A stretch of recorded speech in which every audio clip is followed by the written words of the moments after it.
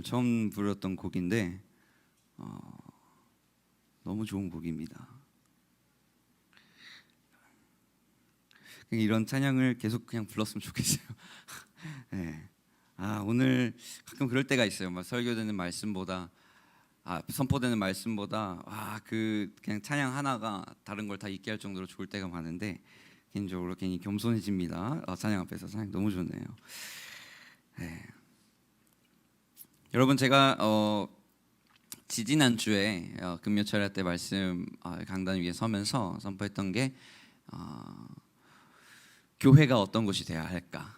그 중에 여러 주제와 여러 정의, 교회에 대한 여러 정의가 있지만 우리 목사님이 말하신 우리 교회가 가지고 있는 교회론 세 가지다. 교회는 목욕탕 같은 곳이고 공사 중인 곳이며 병원 같은 곳이다 얘기했었습니다. 그래서 오늘은 지난주에 했던 그 말씀 그대로를 좀 유지해서 그 다음 우리가 계속 이어갔으면 좋겠는데요. 그 중에 무엇이 가장 교회 같은 교회냐? 물론 목욕탕도 좋고 공사중도 좋지만 정말 저는 교회가 병원이라는 곳에 전적으로 동의하는 바입니다. 교회는 영적 병원이며 누구든지 입원하는 자는 다 환자복 동일하게 입고 나온다. 그래서 교회란 병든 자, 지친 자, 갇힌 자들이 모여 하나님 앞에 치유를 받는 곳입니다. 그래서 완벽한 사람은 병원에 올 필요가 없죠. 우리는 주님 앞에 한없는 죄인이고 다 갇힌 자고 지친 자고 병든 자일 줄 믿습니다. 그리고 그런 죄인들을 한데 모아둔 곳이 치유를 받기 위해 모아둔 곳이 병원이라는 겁니다. 그래서 교회는 영적 병원이다. 그렇지만 제가 이렇게 얘기했습니다. 치료는 병원에서 할 수 있습니다. 하지만 치유는 병원에서 하는 게 아니죠. 그래서 병원은 치유가 일어날 수 있도록 치료를 해주는 곳입니다. 그러니까 치유는 우리의 몸이 안에서 직접 하게 되는데 병원은 우리 몸이 직접 치유할 수 있도록 몸이 정상으로 돌아오도록 치료를 해주는 곳이다. 그래서 교회가 우리의 죄를 해결해 주진 않지만 우리의 죄는 우리 안에 내주하시는 성령님으로 인해서 치유가 내적으로부터 일어납니다. 하지만 그것을 치유가 이룰 수 있게 도와주는 곳이 진정한 성령님의 감동을 받아서 치유가 임하고 생수의 강이 우리 가운데 임할 수 있도록 도와주고 길을 닦아주는 것이 교회다. 그래서 교회가 굉장히 중요하죠. 근데 또 병원은 또 치료만 하는 것이 아닙니다. 치료 전에 진단을 받는 것이죠. 그래서 올바른 진단이 올바른 치료의 방향을 알게 한다 했습니다. 잘하는 의사일수록 보이는 현상으로부터 진단하는 것이 아니라 그 원인을 찾는다 그랬죠. 용하다 했었습니다. 오늘은 이런 영적 진단이 또 말씀을 통해서 이루어질 수 있기를 바랍니다.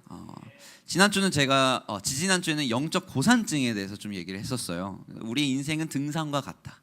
그러니까 등산을 하다 보면 근데 숨이 막히죠. 고산병이라는 게 올 수 있습니다. 그냥 이런 여기 오봉산 등산 이런 정도가 아니라 킬리만자로, 에베레스트 등산할 때 나타나는 증상입니다. 그러니까 신앙생활을 하다 보면 그냥 짧은 오봉산이 아니죠.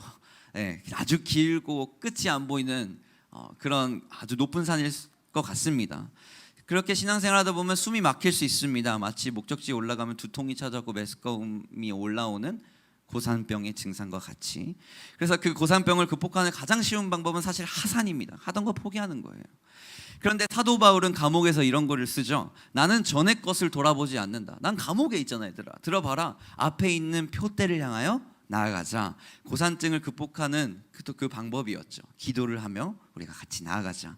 또 다른 것은 그냥 기도가 아니라 함께하는 기도가 중요하다고 그랬습니다. 그래서 빨리 가려면 혼자 가도 멀리 그리고 높이 가려면 같이 가야 한다. 이게 제 영적 고산병에 대해서 우리가 얘기를 했는데 오늘은 새로운 진단명을 가지고 여러분에게 나아가려 합니다. 바로 영적 난시입니다. 난시란 뭘까요, 여러분? 난시란 안구의 표면이 고르지 못해서 눈으로 들어온 빛이 이제 한 점에서 초점을 맺지 못하는 질환이라고 얘기하는데요. 즉 각막 표면이 불규칙하여 눈으로 들어오는 빛의 굴절도가 달라서 초점이 한 점에서 만나지 못해 여러 상이 보이게 되는, 한 번에 여러 상이 보이게 되는 현상이 난시 현상이에요. 난시를 가지고 있는 사람의 시야와 정상인의 시야의 사진을 한번 우리가 봅시다. 그래서 여기를 잘 보시면 이렇게 카메라에서는 보이죠? 그래서 난시안의 시야는, 그러니까 정상적인 시야가 우측에, 난시안 시야가 좌측에 있는데 우측에 있는 거는 그 굉장히 그냥 잘 보이죠. 화질은 좀 안 좋지만 하지만 난시하는 시야를 보면 다리가 하나가 있는 게 아니라 마치 두 개, 세 개가 있는 것처럼 보이게 되는 현상을 얘기합니다. 저는 난시까지는 아니지만 심각한 근시를 가지고 있었습니다. 그러니까 저 모르셨죠? 저는 라식 수술을 받았는데 가끔 청소년부 애들이 제가 라식 수술 받기 전에 사진을 들고 제 흑역사를 들추더라고요. 그때 난시, 근시 엄청 심한 근시여서 안경알이 두께가 이따만했어요. 그래서 이렇게 쓰면 눈이 막 요만해 보이는 거예요. 안경 쓴 사람들의 고충이기도 한데 시력이 좋은 사람들은 이해를 못합니다. 이게 얼마나 힘든 일이고 고충스러운지. 아침에 일어나 보면 시계가 안 보이죠. 그때 지금 그게 끄덕이신 분들은 지금 다 안경 쓰시는 분들. 네.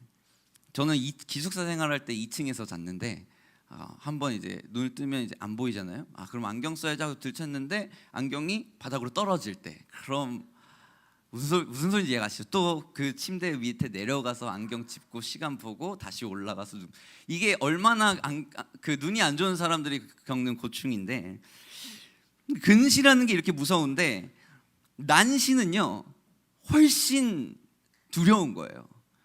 그러니까 근시는 그냥 흐리게만 보이는 건데 난시는 흐린 것을 넘어서 중구난방으로 보여요. 그러니까 상이 여러 개로 겹쳐서 보이게 돼요. 그러니까 미치는 거죠. 그런데 제가 이렇게 얘기한 게 영적 난시란 무엇인가? 그러니까 여러분, 우리의 영적인 상태도 이와 같은 난시에 걸릴 수 있다고 저는 생각합니다. 그게 뭔 뜻이에요? 우리가 살아가는데 가장 중요하게 생각하고 알고 싶은 게 뭐예요? 하나님의 뜻. 그죠? 하나님의 뜻을 알고 싶은데 정말 그 뜻이 이건 것 같다가도 저거인 것 같고 저건 것 같다가도 또 다른 거인 것 같고, 그러니까 하나님의 뜻을 정확하지 알지 못해 헤매본 적이 다들 있으시죠. 그러니까 아마 지금도 아마도 매일 앞이 한치 안 보이는 안타까운 현실 앞에 어쩔 수 없이 그냥 주저앉고 마는 우리의 상황을 볼 수도 있을 것 같습니다. 부르심이 뭔지 정확히 알지 못해서 어떻게 해야 될지 모르는 상태. 아마도 여러분은 영적 난시에 걸리셨을 것 같습니다. 이것도 저거 같고 저것도 맞는 거 같고 또 여러 다른 것도 맞는 것 같고. 여러분 아셔야 될 게 있습니다. 난시의 문제점은요 빛에 있지 않습니다. 그 빛을 굴절시키는 우리의 눈에 문제 있죠. 한번 사진을 보여주세요. 좀 징그러울 수도 있는데 이게 우리 눈입니다.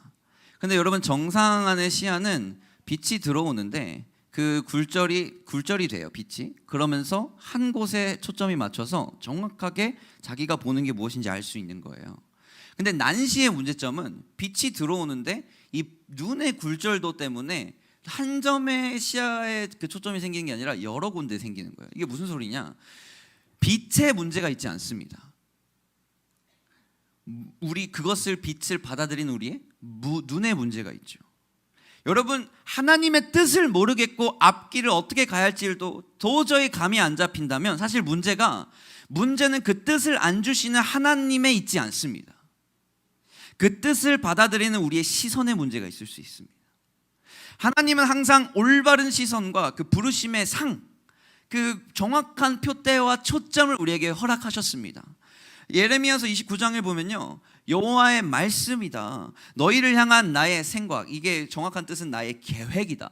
너를 향한 나의 뜻이 있는데 그것은 내가 알아. 너는 모르지만 나는 알아. 그것은 평안이요, 아멘, 재앙이 아니다.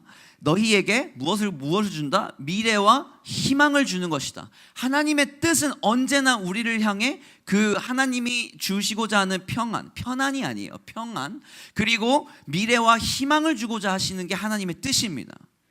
그런데 여러분 예레미야 시대 때 이 말씀이 선포될 당시에 사람들이 절망에 빠져요. 마치 하나님이 자신들을 버리신 것 같이 느껴지는 거예요.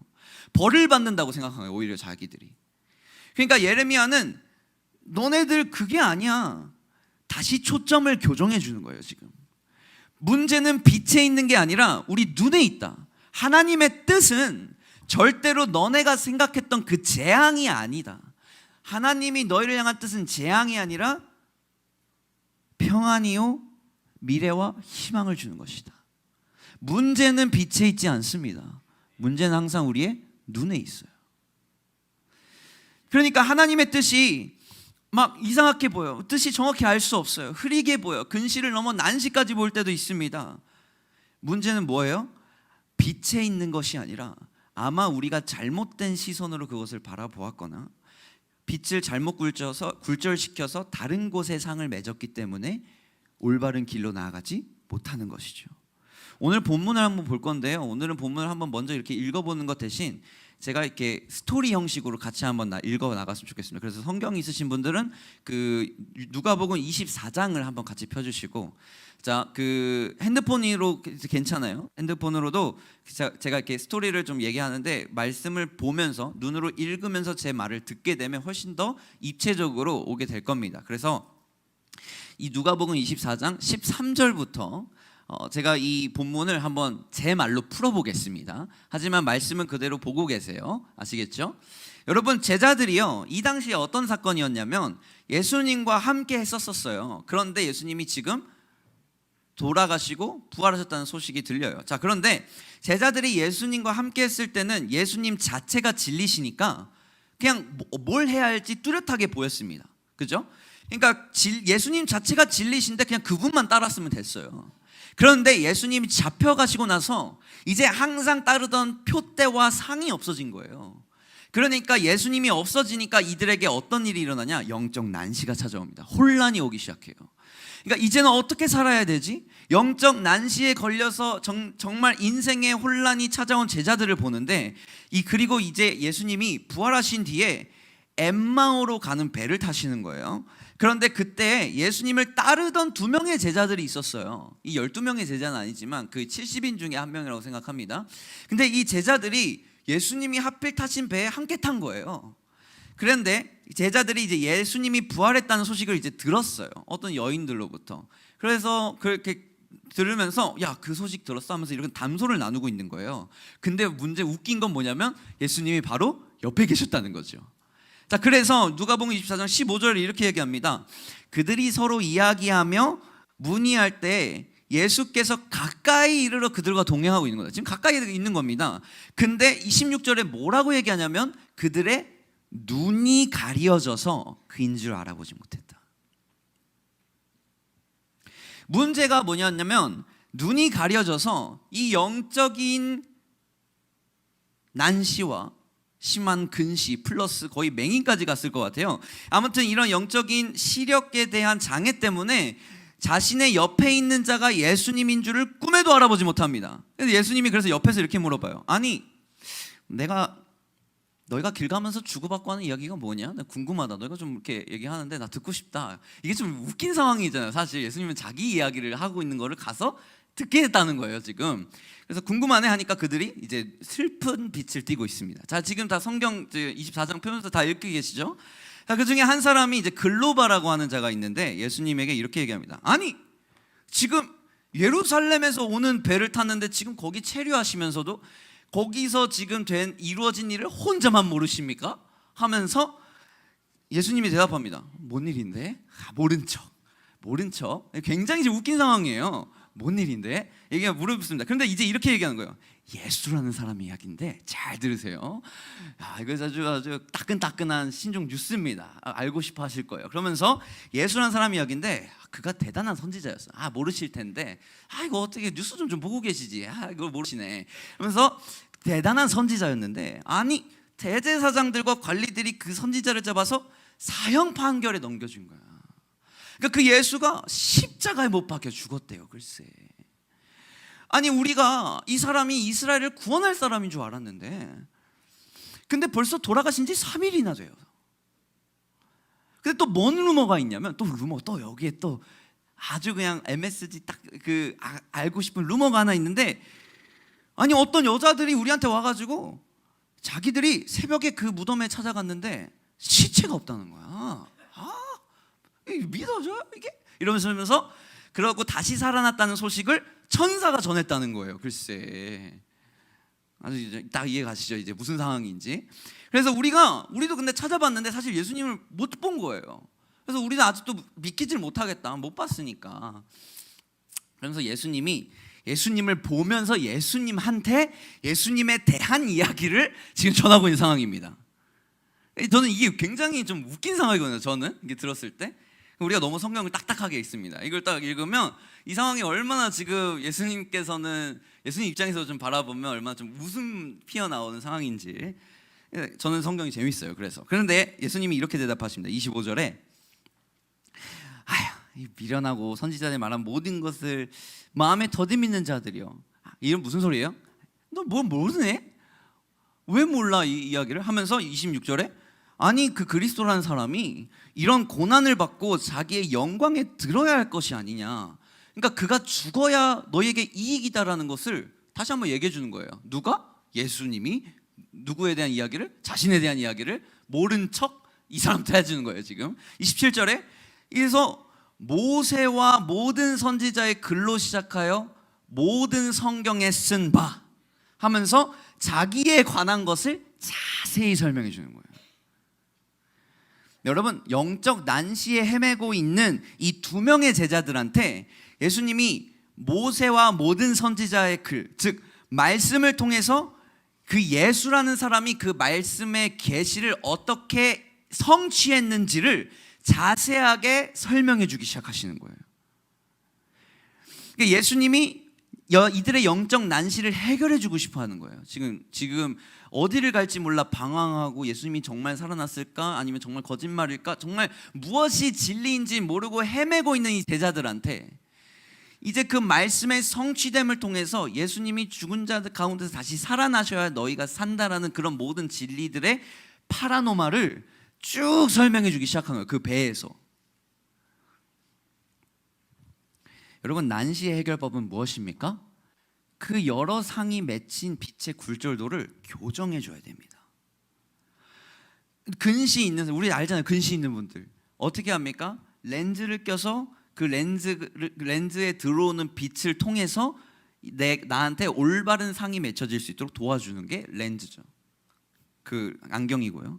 그러니까 영적 난시의 해결법은요, 이와 같이 우리의 시선을 한 곳으로 교정해 주는 말씀을 통해서 우리의 여러 가지 있는 상, 그리고 알 수 없는 그 우리가 헷갈려하고 정말 헤매고 있는 그 하나님의 뜻을 한 군데로 교정해 주는 역할을 하는 게 말씀이다.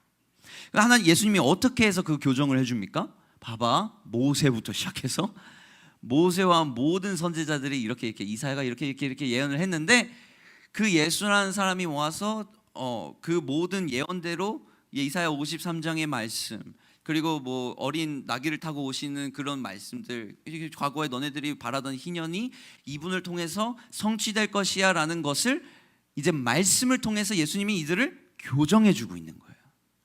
렌즈를 다시 끼워주는 겁니다, 얘들한테. 모든 성경에 쓴 바 자기에 관한 것을 설명하십니다. 그러니까 이 말씀을 통해서 우리는 어떻게 되냐? 하나님의 뜻을, 정말 헷갈리는 하나님의 뜻을 명확하게 알 수 있게 되는 겁니다. 여러분, 하나님의 뜻, 그걸 우리는 뭐라고 얘기하냐면 하나님의 계시다. 알려진 뜻이 계시란 말이에요. 이거를 영어로 revelation이라고 그러는데 이게 reveal, 나타내다라는 그 단어와 언어원이 같거든요. 그러니까 하나님이 우리에게 하나님의 뜻을 알 수 있게 나타내 주신 것이 revelation, 계시다. 이해가시죠? 자, 그러면 하나님의 계시는 이미 그 성경 66권으로 완성되었습니다. 여러분, 계시는 새로운 하나님의 뜻을 찾는 게 아니에요. 계시는 없는 길이 나에게 새로 주어지는 게 계시가 아니에요. 미래를 예측하는 것은 계시가 아닙니다. 계시는 이미 완성되었습니다. 특별 계시. 그리고 태초 전부터 하나님이 새겨두신 하나님의 뜻이 나의 마음의 눈이 밝혀져서 이제 보이게 되는 것뿐이에요. 전에는 알지 못하던 게 아예 새로운 것을 하나님이 생각하셔서 우리에게 준 게 아니라 이미 태초 전부터 만드신 그 계시가 그 전에는 우리의 눈이 어두워져서 보지 못하다가 이제 우리가 그 계시를 통해서 마음의 눈이 밝혀지기 때문에 이루어진 계시가 우리에게 새롭게 와닿는 것이죠. 그러니까 계시는 새로운 하나님의 뜻을 채우는 게 아니라는 겁니다. 계시의 영을 달라고 하는 기도가요, 무슨 기도냐면 그러니까 우리가 지혜와 계시의 영을, 그러니까 우리가 계속 새로 계시를 주셔서 계시를 나한테 주세요. 계시가 필요합니다. 이렇게 기도하는 게 아니라 이미 완성된 하나님의 특별 계시, 성경을 성령님의 도움으로 하루하루 우리 삶 가운데 적용하며 살아갈 수 있게 해달라고 기도하는 것이 계시의 영을 달라고 하는 거예요. 그 계시는 이미 다시 사신 예수님을 통해 완성되었습니다. 아멘. 그러니까 문제는 빛에 있던 게 아니에요. 그 빛은 이미 우리에게 주어졌어요. 그런데 그 빛을 바라보고 있는 우리의 눈이 어두워져서 보지 못하는 것뿐인 거예요. 그렇게 우리의 말씀의 올바른 의미가 이제 말씀을 통하여서 올바른 각도로 우리에게 초점을 맺을 수 있도록 하는 것이 교정, 말씀을 읽으면서 교정하는 것이다. 여러분, 그래서 말씀을 읽는 거예요, 사실. 그러니까 우리가 어떤 경건 생활을 도모하기 위해서, 아니면 뭐 종교를 연습하기 위해서 말씀을 읽으라고 하는 게 아니라, 여러분, 그것이, 그 말씀이 우리 가운데 정말 주님이 원하신 뜻대로 살아갈 수 있도록 나의 눈을 교정시키는 역할을 해주기 때문에 읽는 겁니다. 그러니까 여러분, 그래서 우리가, 제가 청소년 지체들한테 하는 얘기가, 다른 사람의 부르심으로 너의 삶의 방향을 정하지 말아라. 그러니까 여러분, 사람마다 필요한 굴절도가 다르잖아요. 안경이 저는 여기 6.5, 여긴 7.5였어요. 마이너스. 그만큼 심했어요. 그래서 그 라식하고 나니까 진짜 살 것 같더라고요. 다행히 각막을 두껍게 태어나게 해주셔서 한 번 더 할 수 있다고 하는데, 근데 저한테는 그런 만큼의 렌즈가 필요했다면 다른 사람은 그런 렌즈가 필요 없죠. 그러니까 사람마다 필요한 굴절도가 다른데, 우리가 흔히 하는 실수는 뭐냐면 내가 바라보는 저 사람의 굴절도를 나한테 씌워보는 거예요.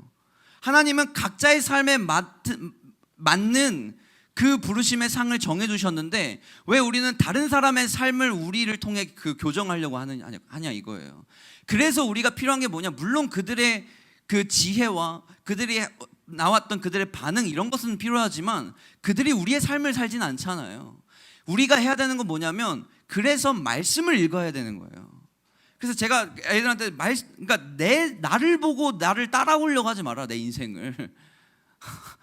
제발. 하지만 너의 삶 가운데에 너의 필요한 그 삶의 굴절도와 필요한 그것들 계시들은 너가 읽는 그 말씀을 통해서 드러나는 것이야 라고 얘기를 해주는. 그러니까 우리는 시력을 어디서 교정받냐? 다른 사람의 삶이 아니라 말씀을 통해서 받습니다. 오늘 하나님이 여러분들의 마음을 이 말씀을 통해 눈을 밝혀주시기를 소망합니다. 여러분, 예수님이 지금 이 두 제자들의 영적인 눈을 교정해 주는 거예요. 뭐로? 말씀으로. 그러니까 어떻게 해서 그 예수라는 사람이 말씀을 성취해 준지 다시 알려줍니다. 야, 넌 아직도 모르겠니? 이쯤 되면 알만도 한데 아직도 모르니? 하면서 미련한 자요, 이렇게 얘기하는 거예요. 이 사람들 입장에서 어땠을까요? 아니, 나 처음 보는 사람이 갑자기 나를 미련한 자라고 해? 조금 자존심이 상해서 나 예수 제자야. 그래서 생각했을 수 있을 것 같아요. 아니, 그런데 이제 엠마오에 가까이 오는 거예요. 이제 독자지에 도착하니까 자기들에게 이 말씀의 비밀을 가르쳐준 이 이름도 모르는 사람한테 선의를 베풀어요. 날이 저물었으니 우리와 같이 식사하시고 주무시죠? 이렇게 베푼 거예요. 몰라, 지금 예수님인지도 몰라요, 옆에 사람이. 하고 이제 같이 들어갑니다. 예수님이 따라가요. 순순히 따라가 줍니다. 그래서 함께 음식을 먹는데 예수님이 떡을 가지고 축사하시고 떼어서 그들에게 줍니다. 그러니까 이 사건이 뭘 보여줍니까? 마지막 만찬을 기억하게 하는 거예요. 마지막 만찬에서 예수님이 어떤 말씀을 하시냐면, 이 찢겨진 떡은, 떼어진 떡은 나의 살이다. 이 살을 먹고 내가 흘린 피를 마시는 자는 죽어도 죽지 않나, 영생을 얻는다. 그러니까 이 말씀을 했던 게 이 마지막 만찬을 계속 기억나게 해주시려고 사실 그냥 하고 하는데, 갑자기 예수님이 축사를 하시고 떡을 떼서 나눠주는 거예요. 이게 의도적인 행동이겠죠. 그냥 같이 밥 먹으면 되는데, 네? 굳이 그때 기억나게 하려고 축사를 또 전에 성만찬 했던 것처럼, 마지막 만찬 때 했던 것처럼 떼주시고 탁 떼주고 주는 거예요. 그러니까 어떻게 됩니까? 31절에 그들의 눈이 밝아졌다. 그인 줄 알아보더니 그때 예수는 그들에게 보이지 아니하시니 갑자기 예수님이 없어진 거예요. 그 축사하신 떡을 받는 순간 제자들에게 어떤 사건이 오버랩되면 아까 얘기했던 마지막 만찬 사건이 오버랩됩니다. 그 찢기신 살, 그 떡이 기억나는 거예요. 그 떡이 뭡니까? 일용할 양식. 그 일용할 양식이 무엇입니까? 만나. 그 만나가 무엇입니까? 말씀.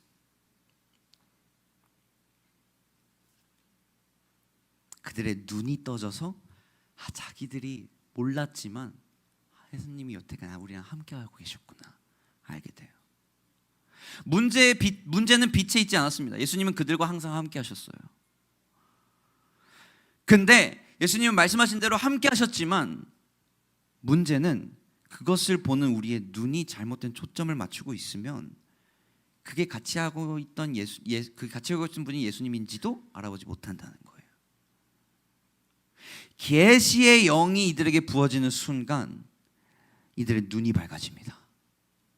혼란하던 시야가 헤매던 이들의 삶 속에서 빛으로 비추시네 해주시는 거예요. 이게 말씀의 역할이죠. 이게 말씀의 역할이에요. 난시가 있으면 교정을 해야 상이 뚜렷해져요. 그 교정은 그 예수님이 베풀어 주신 말씀이고 진리라는 거예요. 무엇을 통해야 됩니까? 말씀입니다. 그 말씀이 이제 이렇게 얘기합니다. 너희 로마서 12장 2절에 자 너희 하나님의 온전하고 선하시고 기뻐하신 뜻이 무엇인지 모르는 사람들아, 지금 영적 난시에 걸려서 헤매고 있는 자들아, 내 말을 잘 들어라.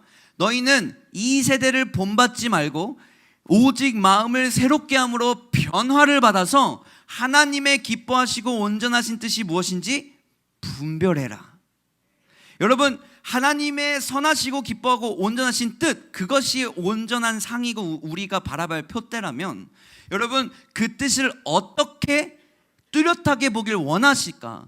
사도 바울이 난시에 걸린 로마에 있는 성도들에게 이렇게 얘기하는 거죠. 우리 가운데 올바른 빛이, 그 빛이 우리 눈에 올바른 2.0상을 맺을 수 있도록 하기 위해서는 세 가지가 필요하다고 말씀하십니다. 첫째, 이 세대를 본받지 않는 것이죠. 여러분, 지금 말씀을 계속 선포하고 있는 거예요. 지금 좀 뭘 하고자 하냐? 우리를 교정하는 거예요. 여러분, 우리는 이 세상 가치관이 우리에게 알게 모르게 영향을 주고 있다는 것을 인식해야 됩니다. 우리의 삶에 우리도 모르는 새에 세상의 가치관이 박혀 있습니다. 애굽에서 막 나온 자들의 문제점이 뭔지 아세요? 그들의 문제는 앞으로 먹고 살 길이 막막하다는 것이 아니었어요. 왜? 애굽에서 온갖 금은보화를 다 챙겨 나왔거든요. 돈은 있었어요. 그들의 문제는 따를 리더가 없던 것도 아니었습니다. 왜요? 하나님께서 리더가 필요 없죠. 구름 기둥과 불 기둥으로 인도하시는데 뭔 걱정이 있어요?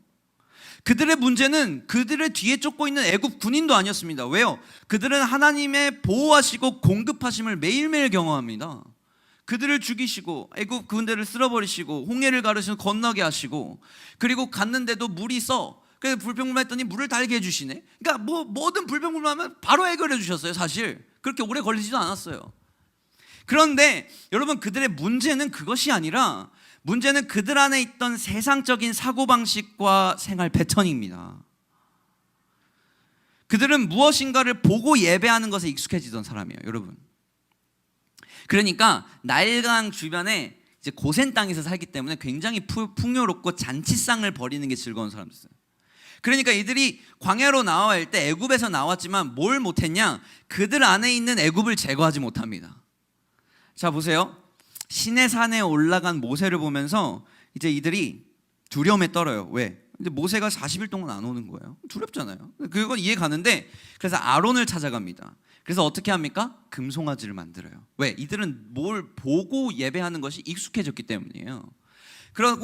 그리고 이들이 그 다음날, 이게 더 중요해요. 사실 금송아지보다 더 중요한 것은 그 다음날 뭘 하느냐인데, 그들이 잔치를 벌여요. 여러분, 이거 우리가 놓칩니다. 금송아지만 보다가. 이게 왜 중요하냐면 그들이 무엇이었냐면 풍요롭고 잔치하고 놀고 먹고 마시는 것이 그들이 바랬던 삶이에요. 왜요? 그 애굽인들에게 박해를 받았을 때, 그런 거 봤을 때 뭐가 부러웁니까? 옆에서 잔치하고 그 자신이 추수한 거, 자신이 힘들게 다 일한 거 저기서 놀고 먹고 있는 애굽 사람들이 부러운 거예요. 그러니까 이들은 애굽에서 나올 때 사실 뭘 바랬냐면 저렇게 살기를 원했어요. 애굽 사람들처럼. 그러니까 놀고 먹고 자빠지는 애굽 사람들이 부러워요. 그러니까 그들은 뭔 생각을 했냐면 약속의 땅이라는 곳을 가면 하나님께서 우리를 함께 하시니 우리도 저렇게 살 수 있겠구나 생각했던 거예요. 그래서 그들 안에 있는 아직 애굽의 패턴이 그대로 남아 있습니다. 그들이 원하는 하나님은 자신들을 놀고 먹고 편하게 해주는 신이지 광야로 이끄는 신은 아니었습니다. 40일 동안 리더를 없애서 안 나타내주는 분도 아니었습니다. 그러니까 그들이 어떻게 합니까? 불안한 마음에 우상을 섬겨요. 그런데 영적 난시로 인해서 그릇된 선택을 하게 되는 거죠. 하나님의 뜻을 구별을 못해요. 왜요? 세상의 패턴이 아직도 남아있기 때문에. 여러분, 세상의 패턴에 자신을 맡기게 되면 하나님의 뜻과 부르심을 절대 알 수 없는 거예요. 그것이 로마서 12장 2절이 말하고 있는 겁니다. 세상의 패턴 때문에 영적 난시에 걸리는 거예요. 나는 저렇게 살고 싶은데 이것이 내가 원하는 내 삶의 상인데, 부르심의 상인데 하나님은 다른 걸로 원하시네. 두 개가 맺힌 거예요. 상이 지금 헷갈리는 거예요. 어떻게 살아야 되지? 하나님이 빛이 잘못 굴절됩니다. 엉뚱한 데 초점이 맺히는 거예요. 여러분, 한 가지만 얘기하겠습니다. 여러분, 시편 23편이요. 시편 23편을 우리가 읽을 때 같은 말씀을 읽어도 다른 눈으로 보면 다르게 읽혀집니다. 시편 23편의 주제가 뭔지 아세요? 23편 같이 한번 펴볼까요? 우리 다 같이 피신 김에. 여호와는 나의 목자시니 내게 부족함이 없으리로다. 여러분, 이 구절을요, 세상의 패턴으로 읽을 때 나한테 얻어지는 것과 정말 하나님이 원하시는 하나님의 패턴으로 읽을 때 완전 다른 내용이 됩니다. 우리는 굉장히 이 시편 23편을 나 중심으로 읽어요. 보세요. 여호와는 나의 목자시니 내게 부족함이 없다. 그가 누구를? 나를 푸른 불밭에 놓으신다. 실 많은 물가로 나를 인도하신다. 내 영혼을 소생시키시. 얼마나 좋습니까? 푸른 초장, 내가 바라왔던 평안한 삶, 편안. 내가 사망의 음침한 골짜기를 다닐지라도 해를 두려워하지 않는다. 왜? 주께서 누구와 함께 하시? 나와 함께 하시. 얼마나 좋아. 주의 지팡이와 막대기가 누구를 안위합니까? 나를. 주께서 누구의 원수의 목전에서? 내 원수. 누구한테 상을 차려주셔요? 내게. 기름을 누구 머리에 부으셔요? 내 머리.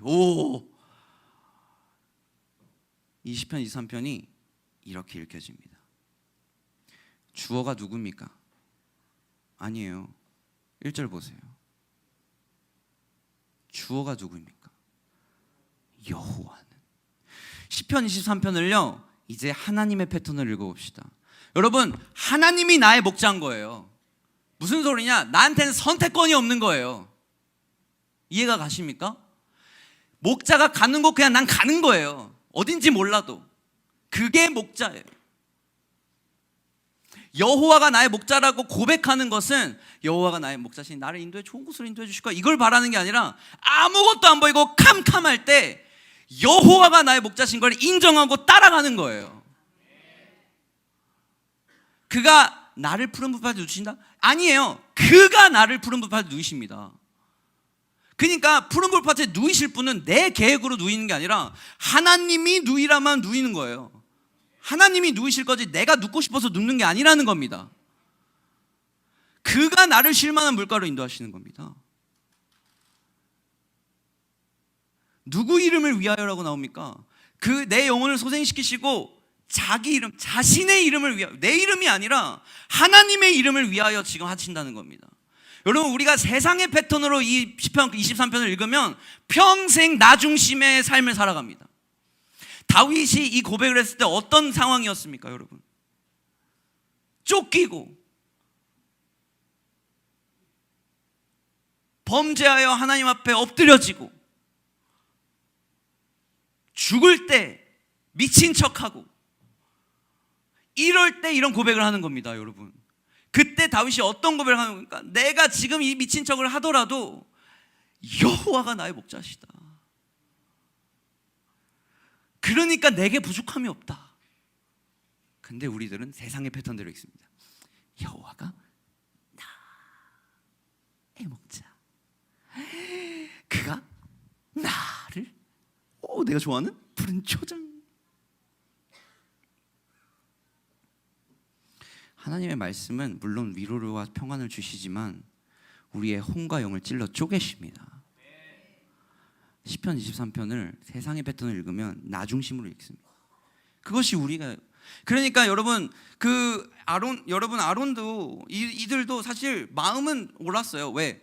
나를 인도해 주실 하나님을 예배하고 싶었거든요.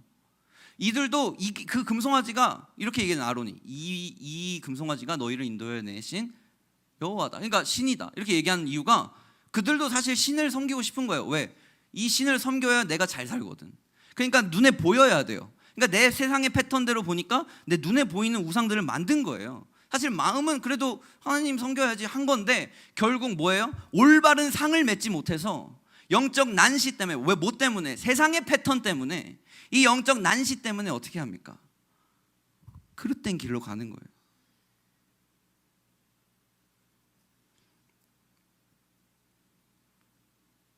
엉뚱한데 초점을 맺은 거죠. 엉뚱한 방향으로 간 거죠. 두 번째는 뭐라고 얘기했습니까? 마음을 새롭게 하는 것. 마음을 새롭게 한다는 것은 무엇입니까? 교정한다는 거죠. 그러니까 마음을 새롭게 하는 것은 이제 그 패턴에서 벗어나서 계속 나를 그 성경이 말하고자 하는 패턴대로 나를 교정시키는 거예요. 마음을 새롭게 하는 것은 내가 가진 마음에서 하나님의 마음으로 되돌리고 나에게 정렬되어 있는 모든 삶의 사고방식이 이제 하나님께 재정렬되는 겁니다. 그러니까 이 정렬이 이루어지기 위해서는 우리가 가장 필요한 것이 무엇이냐? 기도가 사실 필요해요. 우리의 마음을 새롭게 하는 통로가 기도예요, 여러분. 왜냐? 그러니까 우리가 기도를 왜 할까요? 여러분, 우리의 소원은 뭐 하면서 우리의 소원 얘기하려고 기도하는 게 아니라 그 기도하는 이유는 이제 그 기도를 통해서 나의 마음을 새롭게 해달라고 기도하는 거예요, 우리는. 그러니까 여러분, 우리의 기도가 무당의 기도와 다른 이유, 우리의 기도가 다른 종교의 기도와 다른 이유는, 불교도 기도하고 무당도 기도하는데 그 기도의 근본적인 다름은 뭐냐면, 우리는 우리 소원 가지고 기도하다가 보면 이제 하나님의 마음이 나한테 느껴지는 거예요. 그러니까 하나님을 공감하게 됩니다. 그러니까 이전에는 이기적인 마음으로 하나님께 기도해서 처음에 나갔지만, 기도하면 기도할수록 하나님의 응답으로, 나는 분명히 이기적인 마음으로 기도했는데 하나님은 응답으로 그 이기적인 마음으로서 하나님의 마음을 공감하도록 바꿔주세요. 하나님의 뜻이 무엇이고 내가 너를 바라보는 마음이 어떤 마음인지 알게 하시는 게 기도 창구죠. 기도죠. 이것이 나의 마음이 새롭게 되는 것입니다. 세 번째는 무엇이냐? 변화를 받는 것이다. 여러분, 중요한 것은 변화는요, 하는 게 아니에요. 받는 거예요.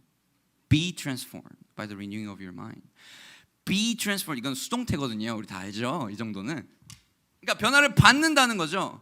여러분, 나의 힘이 아니라 내가 할 수 있어서 변화되는 게 아니라는 거예요. 성령의 힘을 의지하여야만 변화를 받을 수 있다는 겁니다. 그러니까 우리가 난 거룩해질 거야 하고 180도 바뀔 수 있으면 얼마나 좋습니까? 근데 또 넘어지잖아요. 근데 다시 일어나 회개합니다. 성령님, 나 넘어졌습니다. 그러니 다시 일으켜 주십시오. 내가 할 수 있는 것은 아무것도 없으니 주께서 나를 변화시켜 주시옵소서. 고백하는 게 변화를 받는 거죠. 그래서 사도 바울이 어떻게 얘기합니까?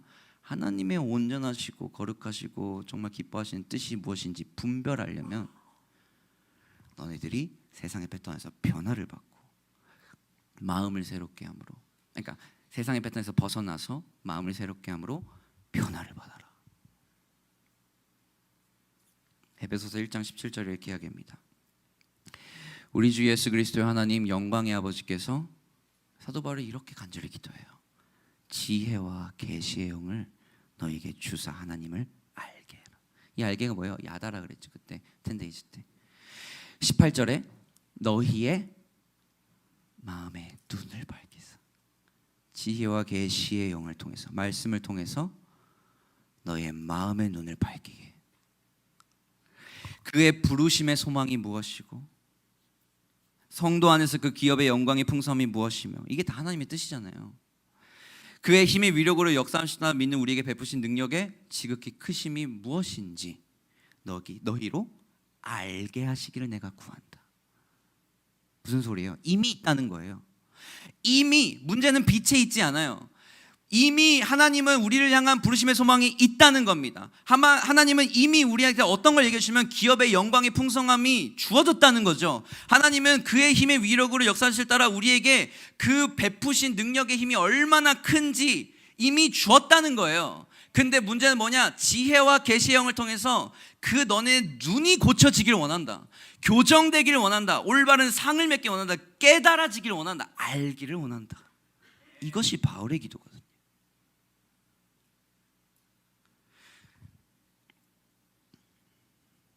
영적 난시에 허덕여 하나님의 뜻을 분별하는 못하는 자들아 어떻게 해라? 지혜와 계시의 영을 통해서 너의 눈이 밝아지기를 원한다. 제대로 보기를 원하고 올바르게 보기를 원한다. 영적 난시 허덕여 하나님의 뜻을 분별하지 못하는 자들아 어떻게 해라? 이 세대를 본받지 말고 2절 한번 띄워주세요. 마음을 새롭게 함으로 변화를 받아라. 말씀을 마무리하려고 합니다.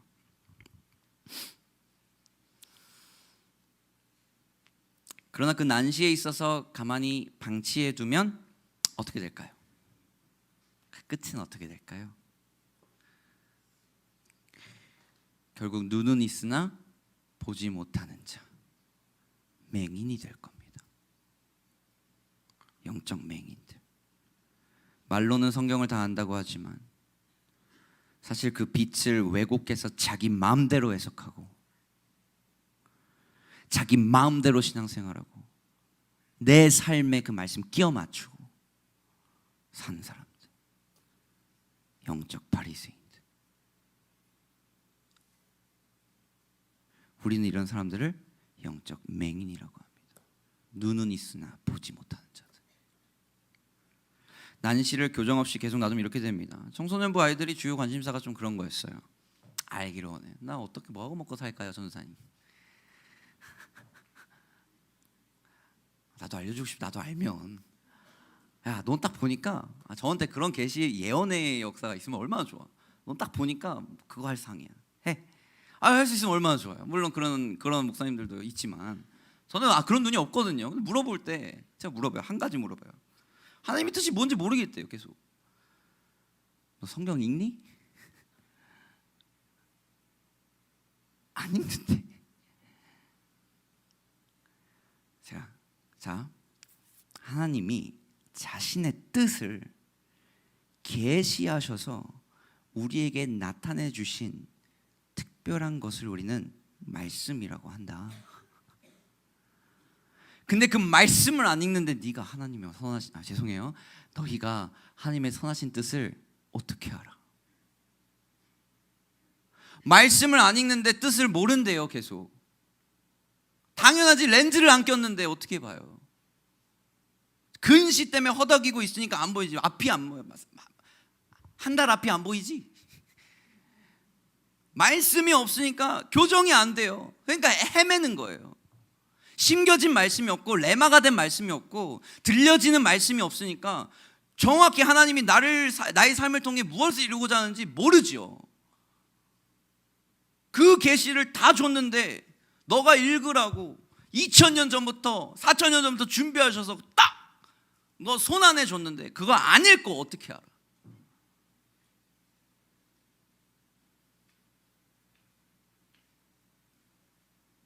찬양팀 나오세요. 아까 나왔어야 되는데 분위기가 좀 이렇잖아. 마지막으로 이것을 읽고 마치려고 합니다. 고린도전서 13장 12절. 그런 바람이 있습니다. 우리 다 같이 한번, 우리 본문은 같이 안 읽었으니까 이건 같이 한번 읽어봅시다. 마지막으로 시작. 우리가 지금은 거울로 보는 것 같이 희미하나 그때는 얼굴과 얼굴을 대하여 볼 것이요 지금은 내가 부분적으로 아나 그때에는 주께서 나를 아신 것 같이 내가 온전히 알리라. 저는 이것을 보면 여러분, 우리 모두는 어쩔 수 없이 난시의 일부분을 좀 가지고 있습니다. 어떻게 정확하게 알아요? 희미해요, 사실. 근데 우리는 성령님의 도움과 그 계시의 영을 통하여서 다 알 수 없는 하나님의 뜻을요, 시간이 지나면서 점차 알아가는 거예요. 그리고 이런 날이 오지 않을까요? 결국 그 날에는, 이 말씀이 저한테는 엄청난 위로가 됩니다. 지금은 모르네. 지금은 내가 왜 이런 가정 형편에서 태어났는지, 지금은 왜 내가 이런 고통을 경험해야 되는지, 왜 지금은 남들보다 열등한 가정 가운데서 공부를 해야 되는지, 우리 다음 세대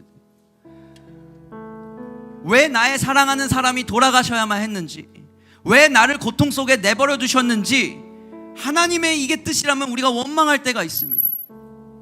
하나님이면 나한테 이런 삶을 허락하실 수 있습니까? 근데 뭐예요? 그건 진리가 아니죠. 빛이 문제가 아닙니다. 우리가 그 상황을 보는 눈이 지금 달라진 거예요. 하나님은 어떻게 합니까? 내가 너희를 향한 계획을 안 하니 재앙이 아니니라 평안이다. 미래와 소망, 미래에 대한 소망을 주는 것이다. 왜 우리가 이렇게 불평불만할까요? 아직 그 상황을 보는 눈이 교정 전이기 때문이에요. 하지만 그 날에는, 지금은 부분적으로 알고 잘 모르겠어. 하나님 왜 나한테 이런 거 허락하십니까? 근데 그 날에 이제 같은 고도에서 보는 거예요. 이런 얘기가 있어요. 카페트를 만드는 사람이 있는데 카페트 밑바닥에서 아래에서 그 카페트를 보면 정말 볼품없는 그림입니다. 근데 그 카페트를 만드는 사람의 시야에서 그 카페트를 보게 되면 카페트 위에서 엄청 아름다운 작품이 만들어지고 있죠. 우리가 마치 그런 거예요. 우리는 지금 카페트 아래에서 이게 무슨 예술 작품인가, 그 카페트를 짜고 계시는 하나님을 보면서 이거를 지금 그림이라고 그리세요 하고 있는 거예요. 근데 우리가 그날의 하나님과 동일한 자리에 앉고 나면 하나님께서 이루어 주신 그 파노라마가 쭉 보시지 않을까요? 그 타임라인 가운데에 우리의 삶의 그 타임라인의 일부분 되는 것이 우리에게 보여지지 않을까요? 지금은 부분적으로 아나 그때는 주께서 나를 아신 것 같이. 어떻게 아세요? 온전히 아시잖아요. 내가 온전히 알리라.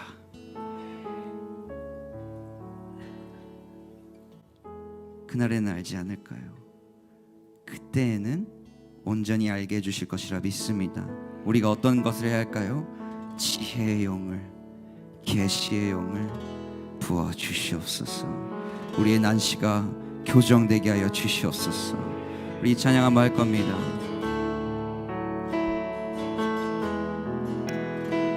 다 같이 한번 일어서서 찬양할까요? 주님의 은혜를,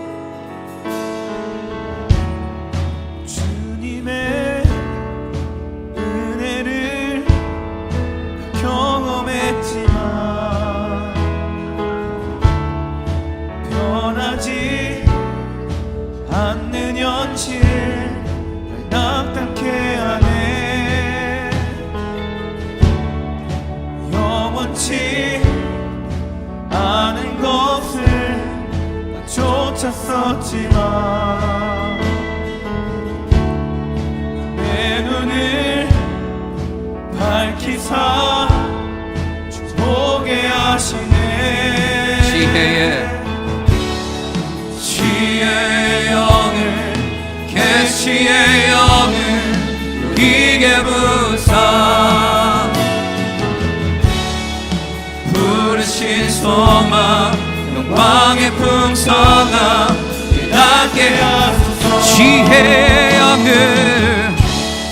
지혜의 영을 계시의 영을 우리에게 부사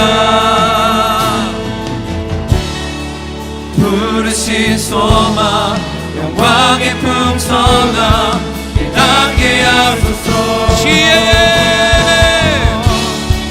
지혜의 영을 계시의 영을 우리에게 부사